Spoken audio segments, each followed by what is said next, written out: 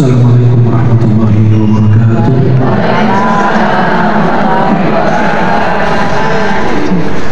Innal hamdalillah nahmaduhu wa nasta'inuhu bihi wa nastaghfiruhu wa nastahdihi. Na'udzu billahi ta'ala min shururi anfusina wa sayyiati a'malina. May yahdihillahu fala mudilla lahu wa may yudlil fala hadiya lahu. Asyhadu an la ilaha illallah wahdahu la syarika lahu. Asyhadu anna Muhammadan 'abduhu wa rasuluh. Allahumma shalli wa sallim wa barik ala sayyidina maulana Muhammadin وارض اللهم عن الخلفاء الراشدين والأئمة المهديين أبي بكر وعمر وعثمان وعلي وعن سائر الصحابة أجمعين وعلينا معهم برحمتك يا أرحم الراحمين. سبحان الله وبحمده عدد خلقه ورضا نفسه وزنة عرشه ومداد كلماته. سبحان الله والحمد لله ولا إله إلا الله والله أكبر ولا حول ولا قوة إلا بالله العلي العظيم. Para jemaah dimuliakan Allah, uhibbukum jami'an fillah. Saya mencintai kalian semua karena Allah. Semoga Allah senantiasa mempertemukan kita di dunia dalam taat dan di akhirat di surga Allah Subhanahu wa taala. Cara menghadirkan surga di rumah. Allah Subhanahu wa taala menciptakan manusia dan jin untuk beribadah kepadanya, dan Allah Subhanahu wa ta'ala menunjukkan kepada mereka jalan yang lurus melalui para nabi dan rasul yang diutus oleh Allah. Dan Allah Subhanahu wa ta'ala jelaskan bahwasanya na'im, kenikmatan yang abadi ada bisa diraih dengan amal soleh. Kita bisa meraih kenikmatan surga, kenikmatan abadi melalui beramal soleh, dengan memanfaatkan nikmat-nikmat yang Allah berikan kepada kita. Di antaranya nikmat sehat dan waktu luang. Dengan nikmat sehat kita bisa beribadah dengan baik dan bisa menyempurnakan ibadah dan bisa merasakan nikmat ibadah. Dan waktu luang kita adalah waktu yang sering disia-siakan.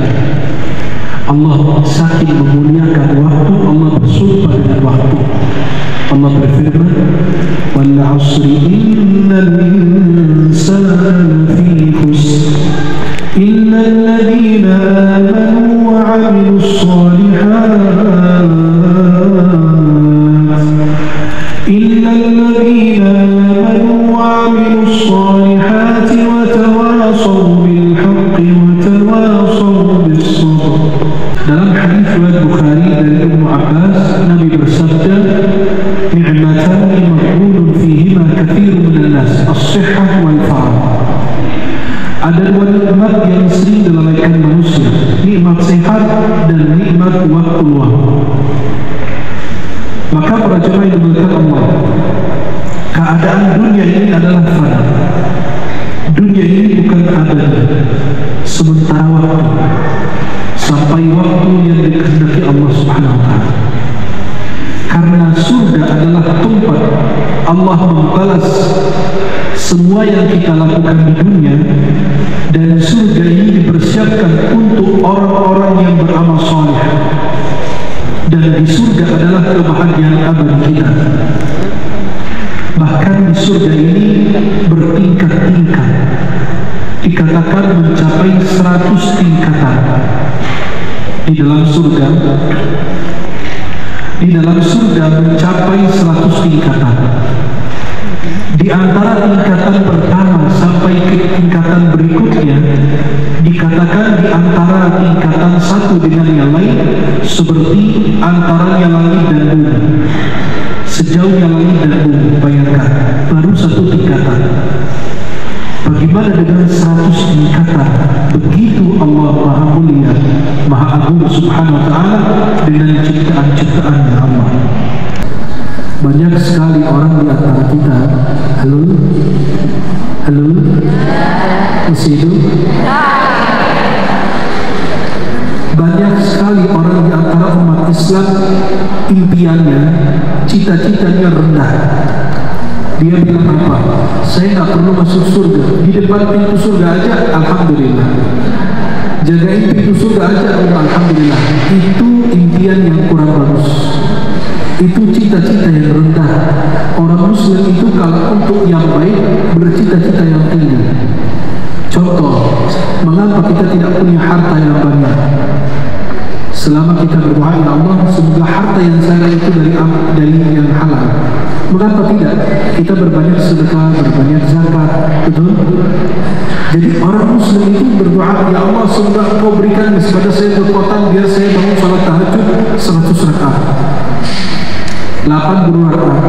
Jadi orang itu kalau untuk amal soleh bercita-cita yang tinggi, maka kalau kita bilang saya cuma di depan pintu surga atau di belakang pintu surga lebih dari cukup, atau di antara surga dan neraka udah alhamdulillah, itu kurang bagus. Orang mukmin itu bercita-cita tinggi, bercita-cita untuk mendapatkan yang lebih bagus, yang terindah. Kadang-kadang kehilangan sesuatu yang indah untuk mendapatkan yang lebih indah lagi. Bercita-cita mendapatkan suami yang bagus, yang kaya, soleh, taat beribadah. Bercita-cita mendapatkan istri yang salihah, taat beribadah. Mengapa tidak? Saya bilang, cuma begini pas-pasan siapa yang terima aku? Nah, kamu mahal di sisi Allah. Tidak ada makhluk yang jelek. Laqad khalaqnal insana fi ahsani taqwim. Allah ciptakan manusia dalam rupa yang paling indah. Nabi SAW ada sahabat lagi duduk di pasar, Nabi datang dari belakang, dipeluk, ditutup matanya. Ya, akhirnya Nabi bercanda sama dia, kata Nabi, siapa yang beli dia? Siapa yang mau beli ini? Kata sahabat ini, ya Rasulullah, kalau engkau jual aku kan laku. Kata Nabi, enggak, kamu di sisi Allah lebih mahal. Kalau kalian minta surga tertinggi, kenapa? Masa tidak mau dekat dengan Rasulullah? Masih tidak mau memandang wajah Rasulullah SAW? Jadi orang Muslim itu kalau untuk urusan Allah, urusan ibadah, urusan akhirat, minta yang terbaik. Kemudian para jemaah yang dimuliakan Allah SWT, bayangkan surga itu 100 tingkatan, di antara tingkatan sama berikutnya itu jaraknya antara langit dan bumi, jauhnya. Dan yang tertinggi Al-Firdaus, yang paling rendah tingkatan ahli surga. Coba bayangkan, berarti dunia ini tidak ada apa-apanya. Kata Nabi SAW, surga ahli surga yang paling rendah kedudukannya adalah orang yang mendapatkan seperti orang yang punya kerajaan di bumi, bahkan 10 kali lipat dari dia. Subhanallah. Lihat, orang mendapatkan apa? Mendapatkan 10 kali lipat orang yang punya kerajaan di bumi. 10 kali lipat, itu tingkatan terendah di dalam surga Allah Subhanahu wa ta'ala. Tapi pola ukurnya kok bisa jauh berbeda. Yang ini tingkatan 1, tingkatan 2, 40, 45, 60, 70, kok bisa jauh gitu? Kata ulama, pola ukurnya adalah beriman dan beramal saleh.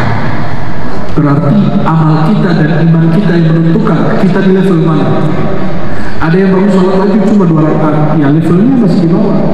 Ada yang 4 rakaat lebih tinggi lagi, 8 rakaat lebih tinggi lagi, 100. Itu makin banyak amal soleh kita, itu makin tinggi kedudukan kita di sisi Allah. Dan Islam ini rahmah lil alamin, artinya apa?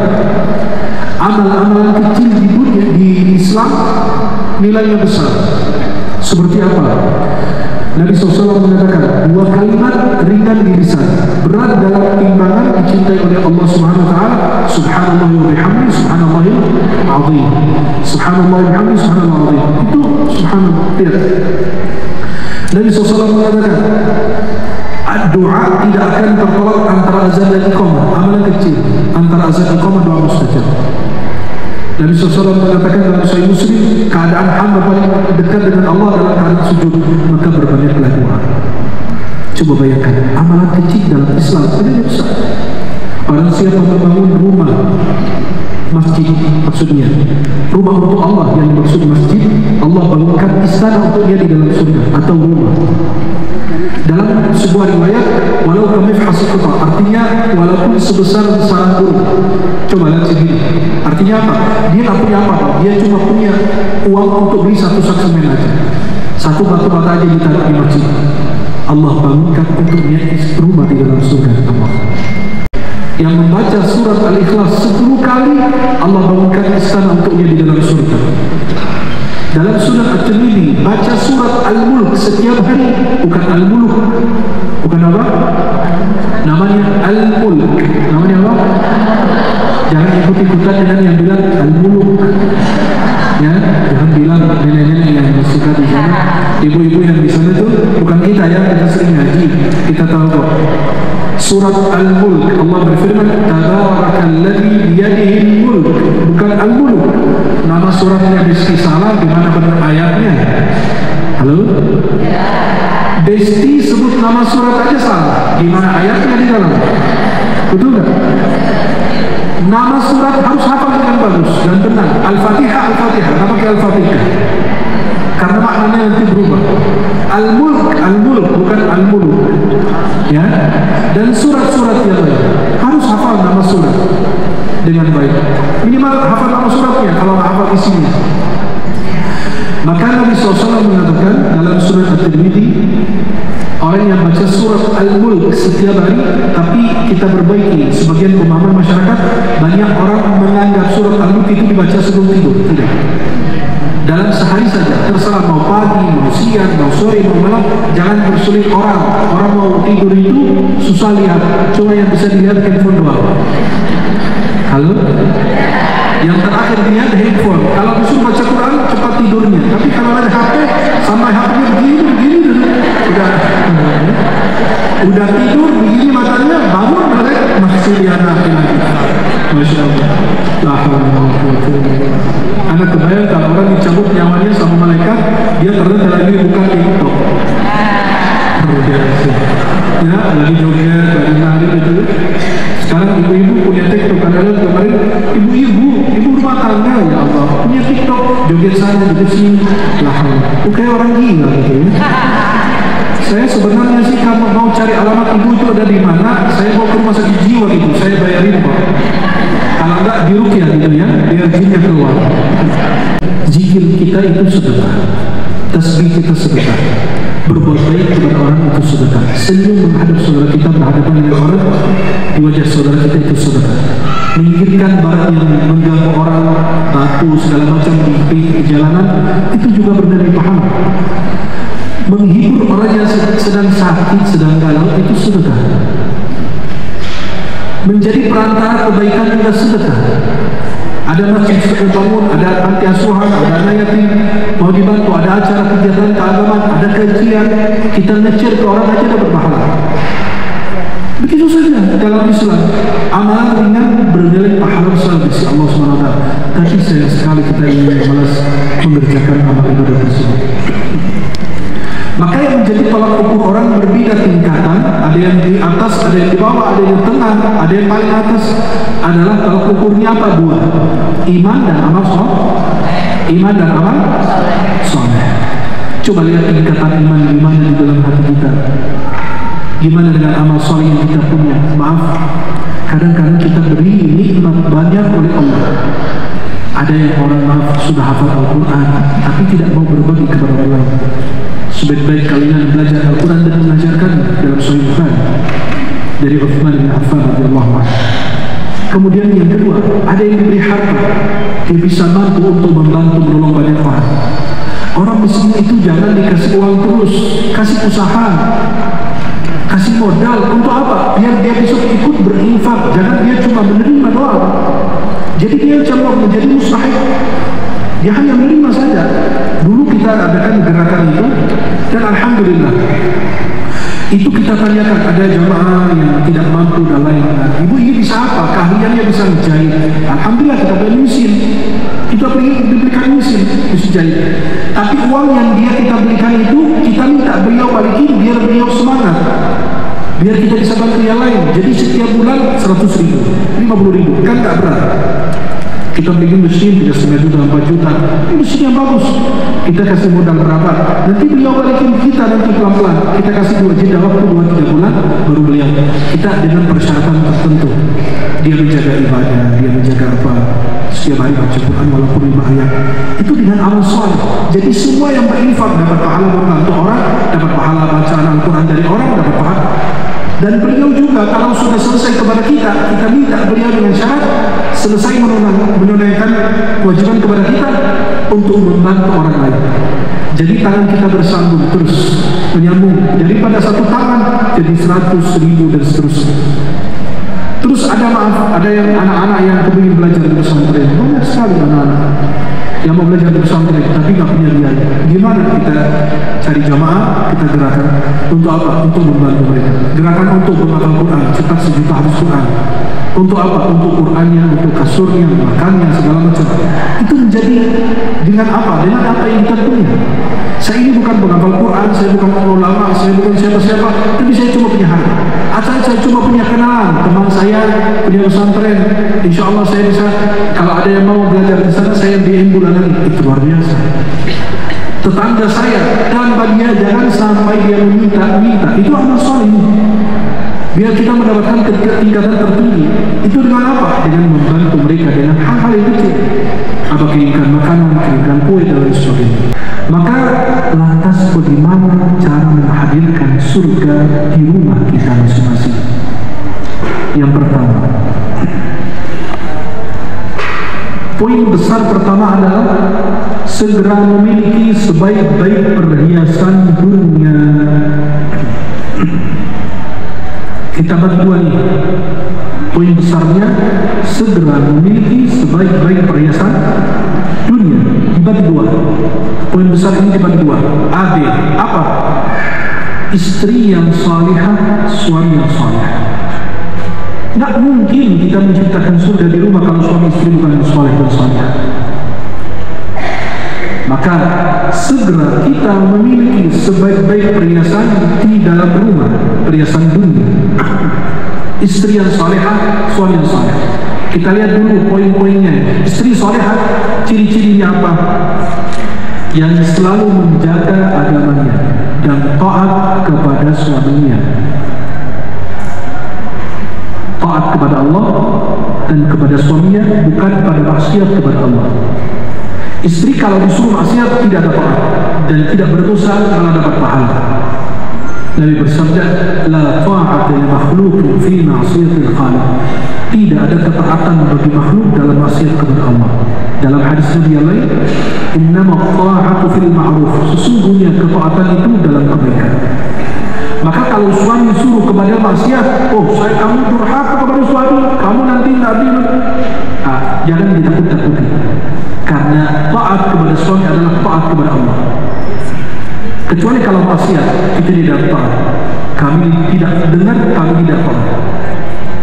Kemudian yang kedua, istri yang selalu menghibur suami dan keluarganya.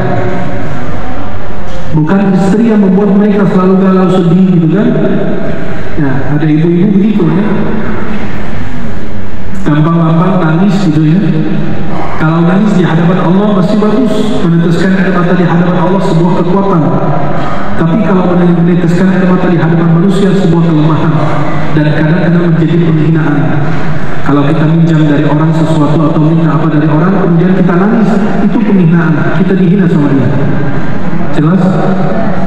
Jadi seorang istri yang hebat selalu menghibur suami, bukan berarti dia tidak boleh nangis, boleh, tapi ada saatnya. Istri yang cerdas, yang pintar adalah istri yang memilih kapan waktu dia bercerita baik, kapan waktu bercerita yang sesuatu yang menyakiti suaminya, atau kabar-kabar yang bisa menyedihkan suaminya. Jadi seorang suami baru pulang kerja langsung dia membuka persoalan, nah itu tidak kurang tepat. Itu bukan menghibur keluarga, itu namanya membuat keluarga makin sulit. Jadi suami baru sampai rumah, biarkan dia lepas ganti pakaiannya, mandi dulu atau rapi-rapi, atau sholat kalau belum sholat dulu, baru dihidangkan makanan, baru dibukakan. Apa yang mau disampaikan? Bagaimana kita mau menciptakan surga di rumah kalau Anda menciptakan neraka di rumah?